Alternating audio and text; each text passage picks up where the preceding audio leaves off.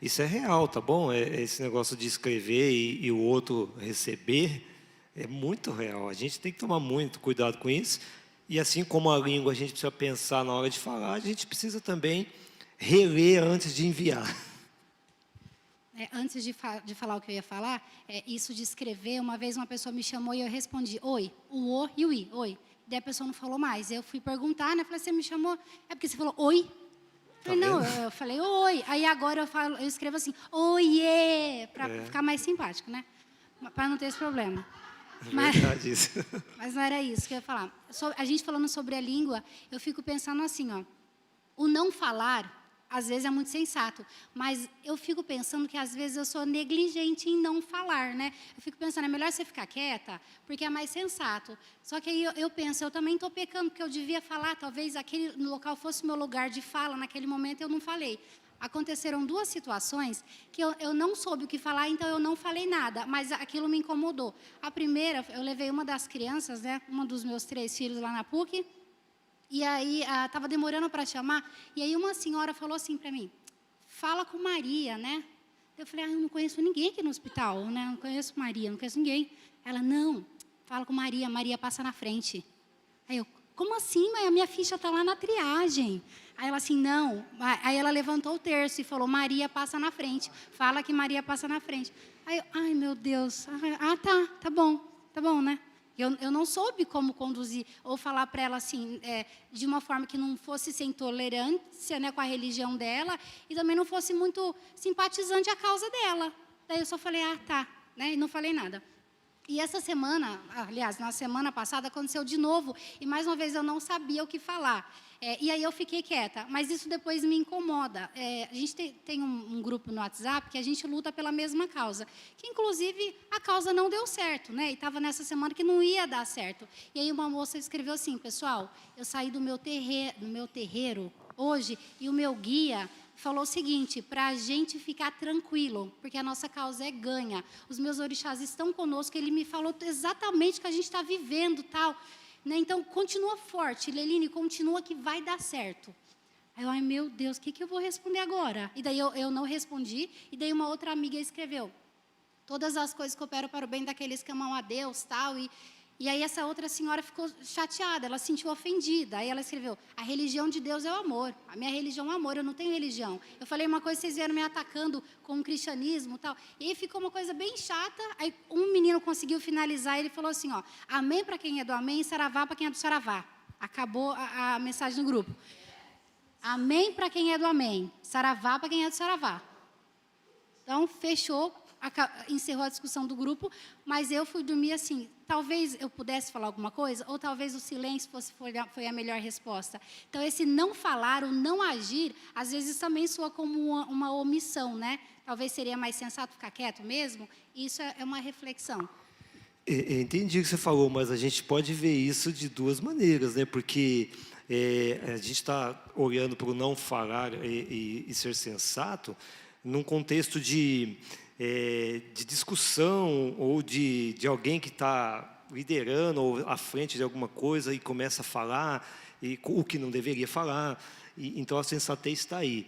A situação que você narra, eu assim, pelo menos é uma opinião só minha, tá?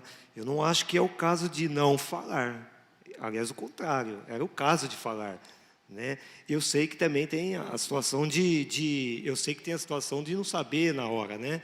Mas é se posicionar no sentido de Jesus te ama, todas as coisas cooperam, como a sua amiga falou, o que viesse na sua mente, o que o Espírito Santo te incomodasse, né? Eu estou querendo dizer que não é talvez eu não vejo isso nesse contexto que a gente está falando de ser sensato, de não falar, porque aí você vai refletir exatamente o que você está falando. Você se sentiu omissa de não falar nesse caso, né? E aí você ficou incomodado porque você poderia ter falado, né?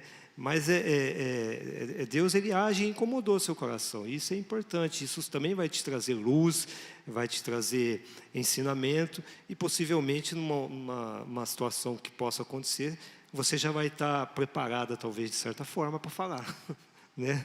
É isso, pastor? Vai a oportunidade para você refletir, né? E você até construir Sim. uma defesa, uma defesa do Evangelho, uma defesa de Jesus na sua vida, para que uma próxima vez você consiga colocar, né? Sim. Colocar para a pessoa, né? Porque a pessoa também não vai respeitar a tua posição, desde que você não seja agressivo, que você não condene o que ela está falando, né? Não é por aí que a gente tem que agir, né? É se posicionar, na verdade, né? Porque você não precisa, com isso, falar mal do outro que está falando, da posição do outro que colocou. Na verdade, você se posiciona, né? Então, aí você está demonstrando que a fé que você professa, quem você é, servo de Deus, e de alguma forma, se posicionar. Eu acho que se posicionar não é ofender ninguém, é se posicionar, né? E isso é interessante, né? E nós, servos de Deus, nós precisamos ter essa convicção dentro do nosso coração. Porque você vê, cada situação que a gente está, e a gente escuta isso. E eu também conheço pessoas que têm outras religiões, assim, que às vezes eu fico vendo as pessoas se manifestarem. Mas se as outras religiões se manifestam, as pessoas se manifestam, por que nós cristãos não podemos manifestar? Claro que podemos. Devemos manifestar. E nessas circunstâncias e nesses momentos, é importante se manifestar. Levantar quem é Jesus Cristo na sua vida. Eu sou servo de Deus. Meu irmão, se você acredita no seu orixá, eu sou servo de Deus. E eu acredito que Deus vai trazer uma solução para a situação. Ponto. O Adilson, ainda mais atualmente, né? A gente vê que isso está muito mais atuante, né?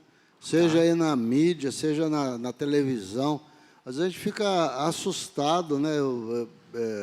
Eu, às vezes, lá em casa, vendo com a Lucia alguma coisa, noticiário especialmente, a gente vê como que essas religiões de origem africana, né, têm realmente entrado no meio artístico, né, no meio de pessoas de importância, e eles têm defendido a posição, né? Eles têm defendido a posição deles.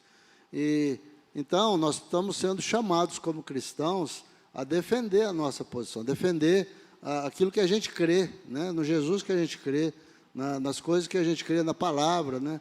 Nós temos que defender isso, né? E esse exemplo que a Aline traz aqui para a gente é muito interessante, porque é um exemplo de prática.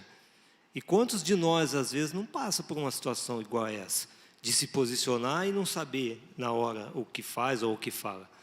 Não é verdade? Então, a gente pode pegar o exemplo dela e procurar aprender com isso. O que eu faria? O que eu falaria?